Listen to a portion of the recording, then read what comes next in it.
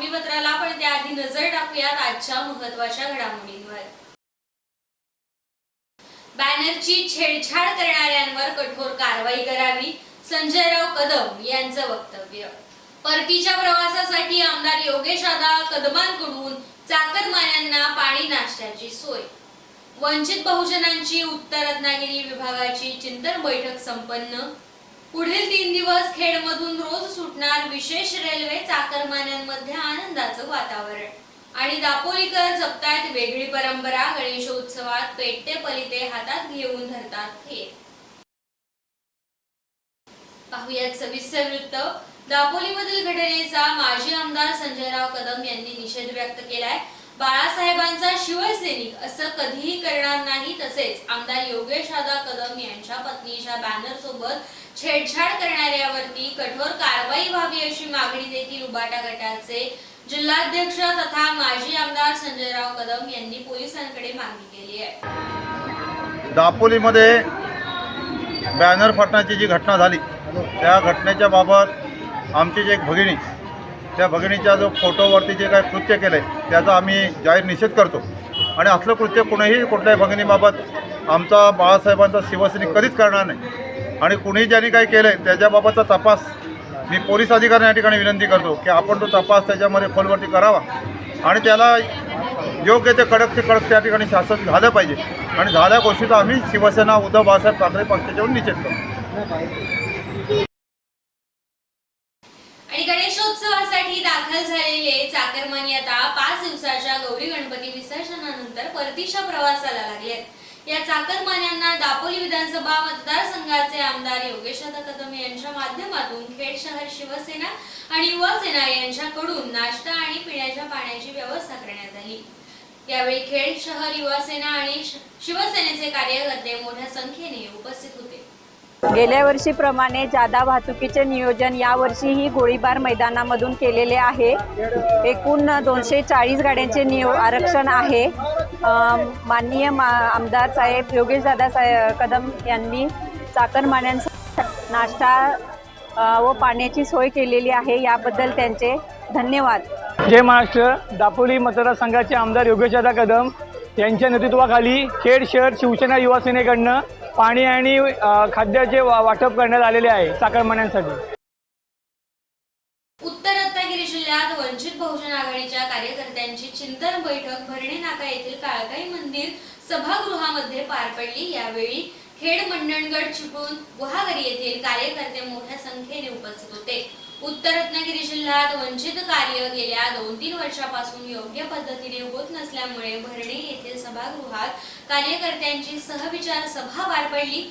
गेल्या अनेक वर्षापासून पक्षात कार्यरत असलेल्या कार्यकर्त्यांना बाजूला ठेवून नव्याने आलेल्या सदस्यांना संधी मिळाल्याबद्दल नाराजी व्यक्त करण्यात आली। तर याबाबत निवेदन तयार करण्यात आलं असून पक्षप्रमुख बाळासाहेब आंबेडकर यांना ते लवकरच देण्यात येणार असल्याचं सांगण्यात आलंय। खेड तालुक्यातून या बैठकीला बाळाराम गमरे, महेंद्र पवार, मंडणगडमधून राजेश मर्चंडे, विलास सावंत, सुनील जाधव, तर चिपळूणमधून सुरेश भिसे, गुहागरचे सुनील जाधव आणि भूषण पवार हे आपल्या कार्यकर्त्यांसह उपस्थित होते। माझं नाव राजेश रामदास मर्चंडे, तालुका मंडणगड। आज वंचित बहुजन आघाडी उत्तर रत्नागिरी या जिल्ह्यातील दापोली, मंडणगड, खेड, चिपळूण आणि गुहागर या तालुक्यातून सर्व वंचित बहुजन आघाडीचे आजी माजी निष्ठावंत कार्यकर्त्यांची आम्ही सहविचार सभा आज खेडमध्ये आयोजित केलेली आहे। याचं कारण असं आहे की गेली 2-3 वर्ष या उत्तर जिल्ह्यामध्ये जे वंचित बहुजन आघाडीचं काम व्हायला पाहिजे होतं ते योग्य पद्धतीने होत नाही असं आमच्या निदर्शनास आलेलं आहे। जिल्ह्यामध्ये संभ्रमता निर्माण झालेली आहे, कार्यकर्ता विचारधीन आहे की जे जिल्ह्यामध्ये वंचित बहुजन आघाडीचं काम व्हायला पाहिजे तशा पण होत नाही। तालुका संघटना असताना अचानक तालुका संघटनांच्या कार्यकर्त्यांची बदल केले जातात। 28 ऑगस्टला आम्ही बाळासाहेबांकडे याबाबत माहिती देण्यासाठी गेलो होतो। बाळासाहेबांनी आमचं संपूर्ण म्हणणं ऐकून घेतलं आणि त्यावेळेला त्यांनी आम्हाला एक आश्वासन दिलं होतं की येत्या गणपती संपल्यानंतर मुंबईमधनं एक निरीक्षक मी कोकणामध्ये पाठवेल, निरीक्षक संपूर्ण माहिती घेतील आणि ती माहिती घेतल्यानंतर मग पुढे कार्यकारिणी बदलायची किंवा नाही याचा मी विचार करेन. असं असताना 4 सप्टेंबर 2024 रोजी प्रदेश अध्यक्ष रेखाताई ठाकूर यांच्या सहीने उत्तर जिल्ह्याची, त्याचप्रमाणे दक्षिण जिल्ह्याची, आमच्या खेड तालुक्याची, दापोली तालुक्याची, गुहागर तालुक्याची कार्यकारिणी बदलली गेली. यांचं कुठल्या प्रकारे आमच्या कार्यकर्त्यांना माहितीच नाही. ज्या वेळेला वंचित बहुजन आघाडी कोकण विभाग किंवा तालुका व्हॉट्सअपवर आम्हाला ते कळलं तेव्हा आम्ही सगळेच अचंबित झालो की 6-6 महिने झाले नाहीत तर कार्यकारिणी बदलल्या कशा. त्यासाठी सर्व कार्यकर्त्यांनी एक विचार केला. तशा प्रकारचं आज निवेदन करण्यात आलं आणि आज आम्ही मीटिंग घेतलेली आहे. आज आमची चिंतन बैठक आहे की आम्ही सर्व निष्ठावंत कार्यकर्ते हे बाळासाहेबांचे कार्यकर्ते आहोत. बाळासाहेबांच्या परत आंबेडकर घराण्याशी संलग्न असलेले कार्यकर्ते आहोत.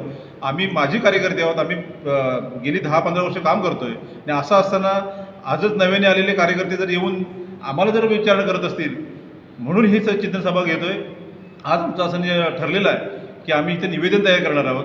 निवेदनामध्ये काही विषय आम्ही देणार आहोत की आमच्या तालुक्यामध्ये आम्ही क्रियाशील कार्यकर्ते असताना पक्षाच्या प्रोटोकॉलप्रमाणे आम्ही कामकाज करत असताना आम्हाला डावळून नवीन कार्यकारिणी झालेली आहे ती त्यांच्या निरीक्षण आणणार आहोत. आणि रेखाताई ठाकूरने दिलेली कार्यकारिणी ही बाळासाहेबांना खरोखर माहिती आहे की नाही याचंसुद्धा आम्ही निवेदनामध्ये नमूद करून बाळासाहेबांना तसं निवेदन देणार आहोत.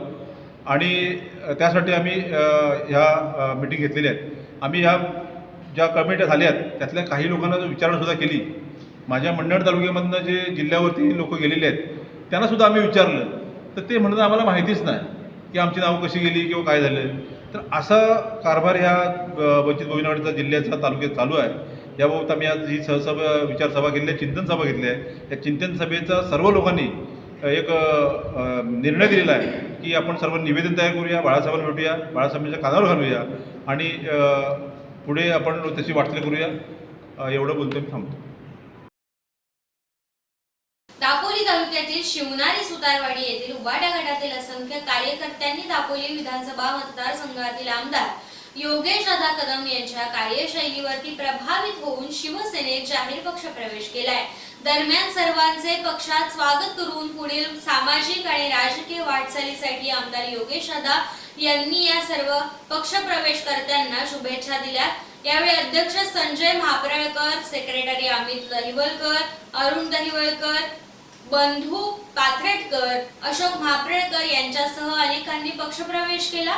या प्रसंगी आमदार योगेश दादा कदम यांनी सर्व कार्यकर्त्यांनी माझ्या नेतृत्वावरती विश्वास ठेवून शिवसेनेत पक्षप्रवेश केला असं म्हणत सर्वांचे आभार मानले. तसेच आजवर जशी मतदारसंघात आणि दापोली तालुक्यात विविध विकास कामे मार्गी लावली त्याच पद्धतीने यापुढे देखील आपल्या सर्वांच्या साथीने तालुक्याचा कायापालट करण्यासाठी सदैव कार्यतत्पर भूमिका घेत राहील असं आश्वासन करत उपस्थित सर्वांशी संवाद साधला. गणेशोत्सवाच्या सांगतेबरोबर मोठ्या संख्येने मुंबईकडे परतणाऱ्या चाकरमान्यांची होणारी गर्दी लक्षात घेत कोकण रेल्वे प्रशासनाने खेडमधून 6 विशेष गाड्यांची घोषणा केली आहे. 13, 14 आणि 15 सप्टेंबरला सलग 3 दिवस या गाड्या खेड स्थानकातून रवाना होतील. या गाड्या पनवेल पर्यंत धावतील. सकाळी 6 आणि दुपारी 3:15 वाजता खेड स्थानकातून या अनारक्षित गाड्या रवाना होतील. या गाड्यांना 20 बोगी असतील. या गाड्यांना खेड ते रोहा पर्यंत सर्व स्थानकाला थांबे असतील. पुढे या गाडीला रोहा पनवेल हा थांबा असेल. 15 सप्टेंबर रोजी दुपारी 3:15 वाजता सुटणारी ट्रेन मात्र CSMT पर्यंत धावेल. या गाडीला पनवेल, दादर आणि ठाणे या तिन्ही स्थानकात थांबा असेल. या गाड्यांच्या घोषणेमुळे कोकण रेल्वेच्या खेड स्थानकात होणारी गर्दी आता कमी करण्यात यश आलंय आणि चाकरमान्यांच्या आनंदात भर पडली आहे. गणपती बाप्पा मोरया, पुढच्या वर्षी लवकर याच्या जयघोषामध्ये मिरवणुका काढत लाडक्या गणपती बाप्पा आणि 1.5 दिवसाची माहेरवाशीण मुक्कामी आलेल्या गौराईला गणेश भक्तांनी साश्रू नयनांनी निरोप दिला. खेडमध्ये जगबुडी नदीपात्रामध्ये आपल्या लाडक्या बाप्पाचे विसर्जन गुरुवारी रात्री उशिरापर्यंत पार पडलं. खेड तालुक्यामध्ये विविध ठिकाणी 3 सार्वजनिक आणि 1632 घरगुती गणपती बाप्पांचे विसर्जन करण्यात आले. यावेळी पोलीस प्रशासनासह विसर्जन गटाची टीम कार्यरत होती. सुरक्षेच्या दृष्टीने पोलीस प्रशासन सतर्क होते. कोणालाही नदीपात्रात उतरण्याची मुभा नव्हती. विसर्जन कट्टा टीमने बाप्पाला अगदी योग्य पद्धतीने नदीपात्रात विसर्जित केलं. यंदा विसर्जन कट्टाच्या टीमच्या वतीने विसर्जनानंतर प्रत्येक बाप्पाच्या पाट्यावरती लाडूचा प्रसाद दिला जात होता, ज्याची प्रत्येकाने स्तुती केली आणि विसर्जन कट्टा तसेच खेड पोलिसांच्या कामगिरीचे सर्व गणेश भक्तांनी कौतुक देखील केले. महाड तालुक्यातील दरवर्षीप्रमाणे याही वर्षी बाप्पा विराजमान झाले. मुंबईकर चाकरमानी देखील आपापल्या गावी गणपती बाप्पासाठी सेवेसाठी दाखल झाले. नवनाथ, किंजळगड, शिरगाव, महाड शहर तसेच 5 दिवसाच्या गौरी गणपतीला गणेश भक्तांनी दादली येथील सावित्री नदी पात्रात वाजत गाजत गणरायाला भावपूर्ण निरोप दिला. यावेळी सर्वांनी एकच जयघोष केला. गणपती बाप्पा मोरया, पुढच्या वर्षी लवकर या असं म्हणत बाळगोपाळांनी आपल्या लाडक्या गणरायाला निरोप दिला. महिला मंडळाने यावेळी फेर धरत बाप्पाच्या मिरवणुकीची रंगत वाढवली. तर दापोली तालुक्यातील केळशी येथे पारंपरिक पलित्यांचा नाच करत प्रत्येक आळीतील गणेश भक्त गौरी पूजनाच्या दिवशी रात्री ही परंपरा जोपासताना दिसून येतात. यावेळी गावातील हजारोंच्या संख्येने गणेश भक्त एकत्र येतात आणि हातात पेटा पलिता घेऊन गावच्या मुख्य रस्त्यावरती फेर धरतात. गेल्या कित्येक वर्षापासून सुरू असलेली ही परंपरा आज तागायत सुरू आहे. मोठ्या संख्येने आजूबाजूच्या गावातील लोक ही परंपरा बघण्यासाठी केळशी गावात येतात. त्याचबरोबर चाकरमानी देखील या पलिता नाचामध्ये सहभागी होतात. एका विशिष्ट पेहरावामध्ये सगळी मंडळी या ठिकाणी ढोल ताशाच्या ठिक्यावरती बेधुंदपणे नाचताना पाहायला मिळतात. राज्यातील आगामी विधानसभा निवडणुकांच्या पार्श्वभूमीवरती राज्य सरकारने सध्या लोकप्रिय घोषणा आणि निर्णयांचा धडाका लावलाय. यामध्ये शुक्रवारी आणखी एका निर्णयाची भर पडली आहे आणि त्यानुसार आता मुंबईच्या डबेवाल्यांसाठी महत्त्वाचा निर्णय घेण्यात आलाय. पंतप्रधान आवास योजनेअंतर्गत म्हाडाकडून मुंबईत डबेवाल्यांसाठी आता घरे बांधली जाणार आहेत. चर्मकार समाजाला देखील या योजनेचा लाभ घेता येणार आहे. या योजनेअंतर्गत मुंबईचे डबेवाले आणि चर्मकार समाजाला मुंबईत 500 चौरस फुटाचं घर अवघ्या 25 लाखांमध्ये मिळणार आहे. राज्याचे उपमुख्यमंत्री देवेंद्र फडणवीस यांनी काही दिवसापूर्वी सभागृहात याबाबतची घोषणा केली होती. या पार्श्वभूमीवरती डबेवाल्यांच्या संघटनेने शुक्रवारी सकाळी सह्याद्री अतिथीगृहावरती देवेंद्र फडणवीस यांची भेट घेतली. यावेळी झालेल्या बैठकीत मुंबईतील डबेवाल्यांना मुंबईतच घर देण्यासंदर्भात सामंजस्य करार करण्यात आला. गेल्या अनेक वर्षापासून डबेवाल्यांना मुंबईत घर मिळावं यासाठी पाठपुरावा सुरू होता. अखेर या प्रयत्नांना यश आलंय. सह्याद्री अतिथीगृहावरील आजच्या या बैठकीला नमन बिल्डरचे जयेश शहा, प्रियंका होम्स रियालिटीचे रुद्रप्रताप त्रिपाठी, आमदार श्रीकांत भारतीय, डबेवाला संघटनेचे उल्हास मुके, चर्मकार निवारा असोसिएशनचे अशोक गायकवाड महाराज उपस्थित होते. गेली अनेक वर्ष तोट्यात असलेल्या एसटी महामंडळाने ऑगस्ट महिन्यात तब्बल 16,86,61,000चा नफा मिळवलाय. तब्बल 9 वर्षानंतर महामंडळाने ऑगस्ट महिन्यात हा एवढा मोठा नफा मिळवलाय. 31 विभागांपैकी 20 विभागांनी नफा कमावला असल्याची माहिती महाराष्ट्र राज्य परिवहन महामंडळाकडून प्रसिद्धी पत्रकाद्वारे जाहीर करण्यात आली आहे. कोरोना महामारीनंतर एसटी कर्मचाऱ्यांनी पुकारलेल्या संपामुळे एसटी बंद पडते की काय अशी अवस्था निर्माण झाली होती. शासनाने विविध प्रकारच्या योजना सुरू केल्यानंतर दररोज सरासरी 54 लाख प्रवासी एसटी बसमधून आता प्रवास करताना दिसून येत आहेत. भविष्यात योग्य विनियोग करून एसटी महामंडळ नफ्यात राहील याचा कृतीशील आराखडा तयार करून त्याची अंमलबजावणी केली जाईल, जेणेकरून एसटीला पुन्हा गतवैभव प्राप्त होईल असा विश्वास एसटी महामंडळाचे उपाध्यक्ष आणि व्यवस्थापकीय संचालक माधव कुसेकर यांनी प्रसिद्धी पत्रकाद्वारे व्यक्त केलाय. रत्नागिरी जिल्ह्यातल्या खेड तालुक्यामध्ये अपघात झाल्याची घटना घडली. खेड खोपी मार्गावरती खेड बिजगर एसटी बसचा अपघात झाला. अचानक स्प्रिंग रॉड तुटल्यामुळे बस मागील बाजूने शेतात पलटी होता वाचलीये. एसटी बस मधील 30 ते 35 प्रवाशांचा जीव सुदैवाने थोडक्यात बचावलाय. खेड खोपी मार्गावरती वेरळ या ठिकाणी या बसचा अपघात झाला. मिळालेल्या अधिक माहितीनुसार हा अपघात दुपारी 1 वाजण्याच्या सुमारास घडलाय. खेड ते बिजगर अशी ही बस जात असताना वेरळ या ठिकाणी एसटीचा रॉड तुटल्यामुळे एसटी बस पाठीमागून काही फूट खोल अंतरावर असणाऱ्या शेतामध्ये घसरत गेली.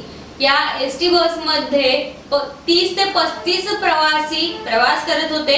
घटना घडल्यानंतर खेड-खोपी मार्गावर तब्बल 4 तास वाहतूक कोंडीचा सामना। ऐन सणासुदीच्या दिवशी रस्ता बंद झाल्यामुळे वाहन चालकांनी संताप व्यक्त केला। तर गुजरात राज्यामधील सुरत येथून बनावट ट्रेडिंग ऍप्लिकेशन आणि क्रिप्टोकरन्सीद्वारे ट्रेडिंग करून जास्त परतावा देण्याचं आमिष दाखवून 24,86,000ची फसवणूक केल्याप्रकरणी आणखी दोघांच्या मुसक्या आवळण्यात खेड पोलिसांना यश आले। जिम्मीबाई भगत वय वर्ष 40 आणि सोनू रामलाल टेलर वय वर्ष 24 असे दोघेही राहणार सुरत गुजरात या दोघांची नावे आहेत। 19 एप्रिल ते मे 2024 या कालावधीत ARK लर्निंग ग्रुप या व्हॉट्सअप ग्रुपवरील ट्रेडिंग संदर्भात गोष्टी मोबाईल क्रमांकावरती येणाऱ्या व्हॉट्सअप मेसेजद्वारे फिर्यादी यांना ARK इन्व्हेस्टमेंट ग्रुप या कंपनीमध्ये पैशाची गुंतवणूक करून जास्तीत जास्त रकमेचा परतावा देण्यात येईल असं सांगून खेडमधील एका तरुणाची 24,86,000 रुपयांची ऑनलाईन फसवणूक केली होती। या प्रकरणी खेड पोलीस स्थानकात गुन्हा दाखल करण्यात आला होता। तरी सुरत येथील बनावट ट्रेडिंग ऍप्लिकेशनचा वापर करून क्रिप्टोकरन्सीद्वारे ट्रेडिंग करून परतावा देण्याचं आमिष दाखवून सिम कार्ड लोन ऍप्लिकेशन करणारे दोघे पोलिसांच्या जाळ्यात आता सापडले आहेत। 5 सप्टेंबर रोजी Lions Club of Khed city तर्फे शिक्षक दिनाचं औचित्य साधून रोटरी इंग्लिश मीडियम स्कूल खेडचे प्राध्यापक वैभव विठोबा नांदिस्कर यांना आदर्श शिक्षक पुरस्कार देऊन गौरवण्यात आले।